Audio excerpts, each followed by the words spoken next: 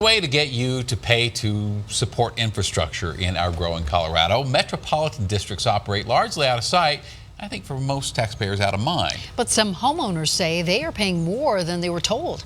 And that is why Denver 7's Jennifer Kovaleski is going 360 on metro districts in Colorado.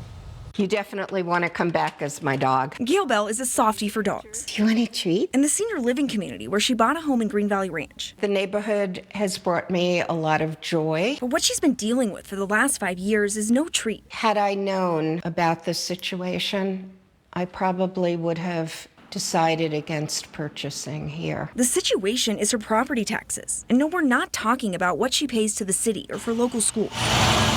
Just under $6,000 in taxes, of which 2/3 went to the 2 metro districts. So what the heck is a metro district? Tonight we're going 360 with 5 different perspectives on these often hidden forms of local government. Let's start with some much needed context. HBO's John Oliver sums it up well. You've probably heard of a fire district or a water district, but they can be set up for almost any purpose, and there are way more of them than you think. I think they are working tremendously for developers. These special districts are a way for developers to finance the cost of building new housing on undeveloped land. The law says they must provide at least 2 of several broad services. Think new sidewalks, roads, green spaces, or fire protections, water services. Belle says her biggest problem was the lack of transparency when she bought her home. I was told approximately $50 a month. Obviously, that was a gross misconception. Up until recently, when her district refinanced the bonds, she was paying $500 a month in property taxes, almost 2/3 going solely to her metro districts. That's more than double what Denver homeowners not in a metro district pay. Even though people could afford to buy these houses, many of them can't afford to continue to live in them. In her view, this is nothing short of taxation without representation.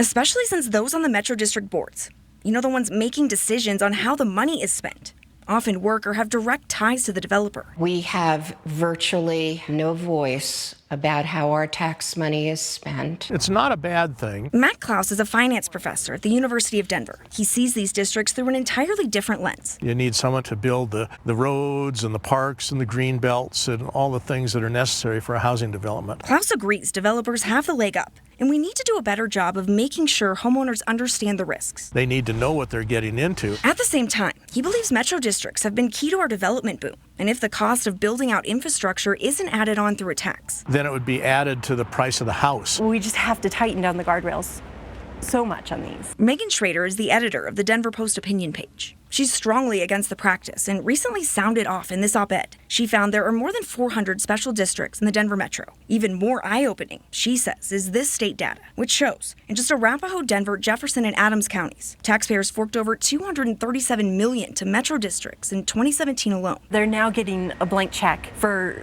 in times, hundreds of millions of dollars. If ever there is a time when development should be paying its own way, it's now. A recent law change does require some disclosures at closing. Somewhere in the fine print, buyers have to be notified the home is in a metro district. But Schrader thinks the law needs to go further. I think that it should be disclosed by law in MLS what the mill levy is and what it goes to, and required to have a breakdown of what that is per year. Because after all, if a homeowner knows exactly what they signed up for, this becomes an entirely different story, a point Denver City Councilwoman Debbie Ortega agrees with. That information needs to be carried across the board regardless of who is building and selling. Ortega has approved several metro districts that have come before council, most recently with the River Mile development, the one where Elitch's now sits. It's the larger parcels that have unimproved road, curb, gutters. While it is up to elected leaders like her to sign off on these districts, Ortega says because the creation is in state statute, as long as developers meet those requirements that we talked about earlier. I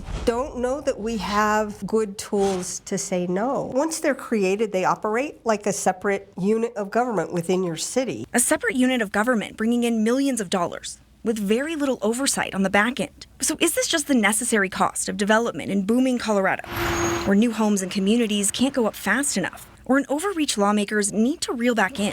That's for you to decide. There appears to be nobody in the state or in the city that oversees these districts, that actually holds them accountable. Jennifer Kovaleski, Denver 7.